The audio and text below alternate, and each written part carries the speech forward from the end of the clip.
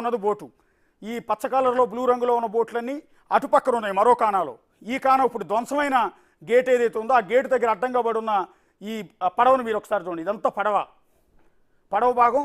దెబ్బతిన్న పిల్లర్ని మీరు ఇక్కడ ఒకసారి చూస్తూ ఉన్నారు.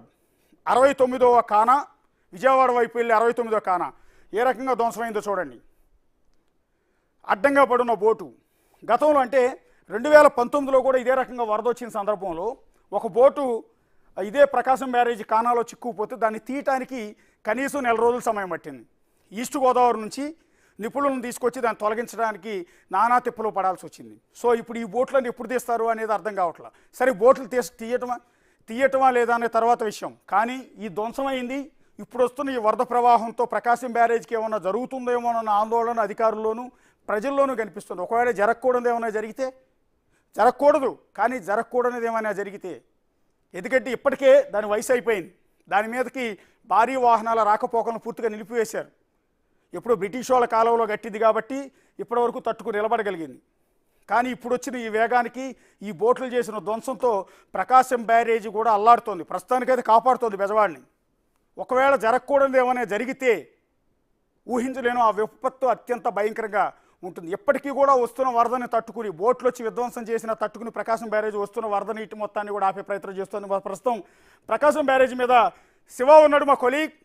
ఉదయం నుంచి కూడా ఆ బ్యారేజీ మీద అప్డేట్స్ అన్నీ కూడా అందిస్తున్నారు. శివ, చూస్తూ ఉన్నాం ఆ దృశ్యాలన్నీ కూడా. ఒకసారి ధ్వంసమైన పిల్లర్ పరిస్థితి ఏంటి, ప్రకాశం బ్యారేజీ పిల్లర్ పరిస్థితి ఏంటి, బోట్లు ఇంకెన్ని, మొత్తం టోటల్గా ఎన్ని బోట్లు కొట్టుకొచ్చి అక్కడ సిచ్యువేషన్ ఎలా ఉంది? అశోక్, మొత్తం మీద చూసుకుంటే దాదాపుగా 1903 సంవత్సరంలో 10,060 క్యూసెక్కుల నీరు దిగువ ప్రాంతానికి విడుదలవటం జరిగింది. ఆ తర్వాత 2009లో 11 లక్షల క్యూసెక్కుల నీరు ప్రకాశం బ్యారేజీకి అవుట్ఫ్లో అవుతుంది. తాజాగా చూసుకుంటే 2024లో 11,30,000 క్యూసెక్కుల నీరు ప్రస్తుతం ఇన్ఫ్లో వస్తుంది.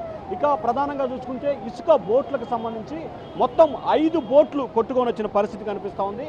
ఒక బోటు చాలా వేగంగా వచ్చి ఢీకొట్టడంతో మనం ఇప్పుడు విజువల్స్లో కూడా చూసుకోవచ్చు. వేగంగా వచ్చి ఢీకొట్టడంతో ఏదైతే గేట్ నెంబర్ 69 వద్ద మిడిల్, అంటే ఒక గేటుకి మరొక గేటుకి మధ్యలో బీమ్ ఉంటుంది. ఆ బీము ఏదైతే ఒక నాటు పడవ వేగంగా వచ్చి, అంటే ఇన్ఫ్లో, అంటే దాదాపుగా లక్షల క్యూసెక్కుల నీరు ఇన్ఫ్లో వస్తుంది.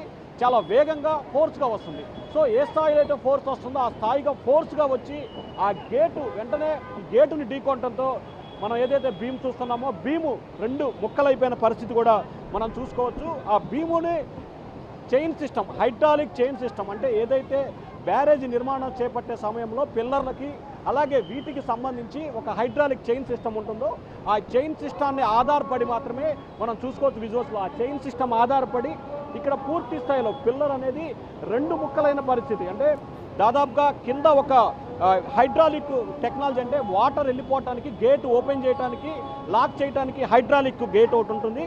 దాన్ని సపోర్ట్గా ఇప్పుడు అక్కడ నిలబడింది.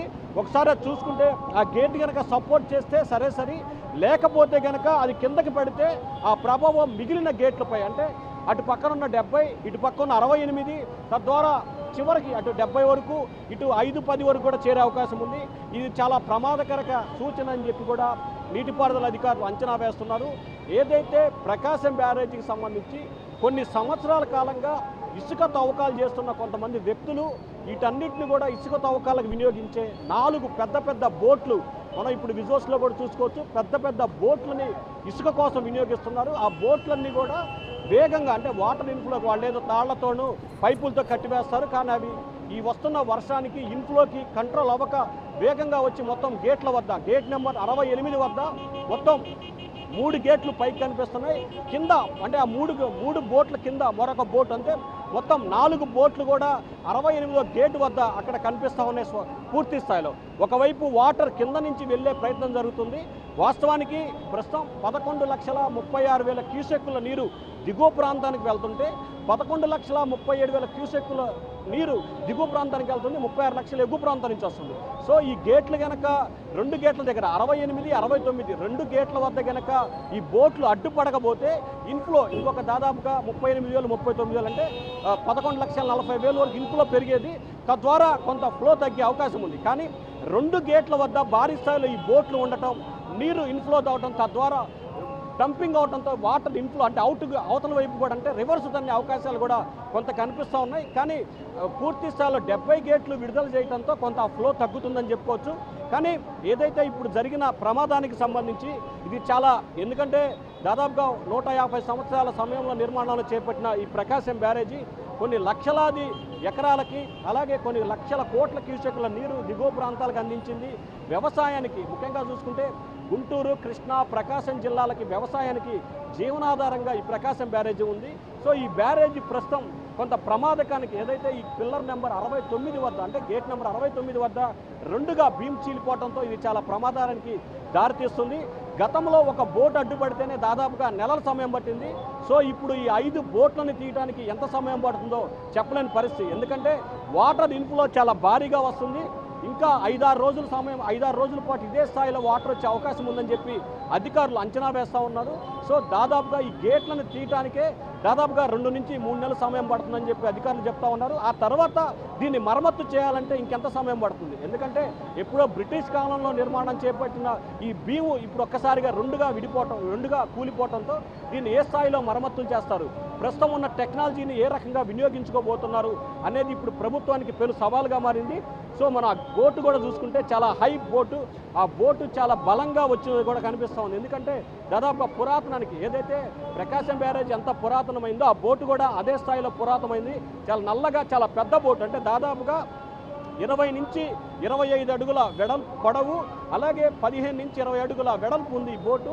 అంటే దాదాపుగా దీంట్లో మనం రఫ్గా అంచనా వేసుకుంటే 3 లారీల ఇసుక పట్టే సామర్థ్యం ఉన్న బోటు వచ్చి వేగంగా ఢీకొందంటే సో దాని ప్రభావంతోనే ఈ బీమ్ కూలిందని చెప్పి కూడా అధికారులు అంచనా వేస్తున్నారు. సో దీనికి సంబంధించి కూడా ఇప్పటికే ప్రభుత్వం అసలు ఎందుకు జరిగింది, ఉదయం పొద్దున్నే 6:30-7 గంటల సమయంలో ఒక బోట్ వచ్చింది, అసలు ఏం జరిగింది, ఎలా జరిగింది అని అంచనా వేసేలోపే శరవేగంగా ఊహించని రెప్పపాట్లోనే మరొక 4 బోట్లు వేగంగా రావడంతో దీంట్లో మరేదైనా కారణాలు ఉన్నాయా, లేకపోతే అక్కడ కట్టేసిన ఒప్పుడు ఫ్లోకి విడిపోయి వచ్చాయా, లేకపోతే దీంట్లో ఎవరి పాత్ర లేదంటే.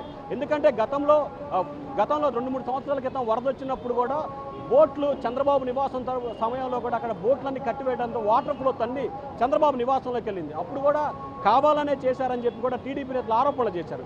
సో ఈ నేపథ్యంలో ఈ బోట్లు కొట్టకరావడానికి వేరే కారణాలు ఏమన్నా ఉన్నాయా, లేకపోతే మామూలుగా వచ్చాయా అనే కోణంలో కూడా అధికారులైతే విచారణ చేపడుతున్నట్టు తెలుస్తోంది. కానీ ఒకవైపు వర్ష ప్రభావం, విజయవాడ మొత్తం కూడా దాదాపుగా 70% పైగా మునిగిపోవటం, మరొక వైపు ప్రకాశం బ్యారేజీకి అవుట్ఫ్లో ఇన్ఫ్లో చాలా వేగంగా పెరగటం, సో తద్వారా ఈ భీములు కోల్పోవటం, ప్రస్తుతం ప్రకాశం బ్యారేజీ కొంత ఇబ్బందికర వాతావరణం అయితే ఏర్పడిన పరిస్థితి కనిపిస్తూ ఉంది. అశోక్, మరి చూడాలి అధికారులు దీన్ని ఏ రకంగా రెక్టిఫై చేస్తారు, ఎంత సమయం తీసుకోబోతున్నారు ఏంటనేది మాత్రం కొంత ఆందోళన కొనసాగుతోంది.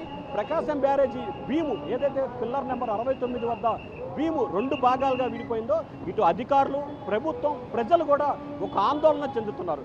ఎందుకంటే మన బ్రహ్మంగారి కాలజ్ఞానంలో కూడా ఎప్పుడో ప్రకాశం బ్యారేజీ వాటర్ ఇన్ఫ్లో అయ్యి అమ్మవారి ముక్కు పుడక తాకుతుందని, సో అటువంటి విపత్తు ఏమన్నా వస్తుందనే భయంలో అయితే ఇటు బెజవాడ, గుంటూరు జిల్లా అంటే 2 ప్రాంతాల ప్రజలైతే ఒక భయంలో ఉన్నారు.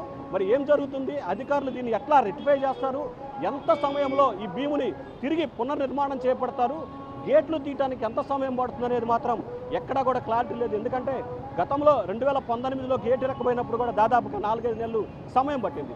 సో ఇప్పుడు ఇన్ని బోట్లు, చాలా పెద్ద బోట్లను తీయడానికి దాదాపుగా 6 నెలల నుంచి సంవత్సరం సమయం పడుతుందేమో అని చెప్పి అధికారులు అంచనా వేస్తా ఉన్నారు. అశోక్, శివ, ఇది చంద్రబాబు నాయుడు గారి దృష్టికి వెళ్ళిందా? ఎందుకంటే ఆయనేమో పాపం సింగనగర్లో రాత్రంతా ప్రజలు ఎక్కడైతే నీళ్లతో మునిగిపోయి ఉన్న కాలనీలు ఉన్నాయో అక్కడ తిరుగుతూ ఉన్నారు.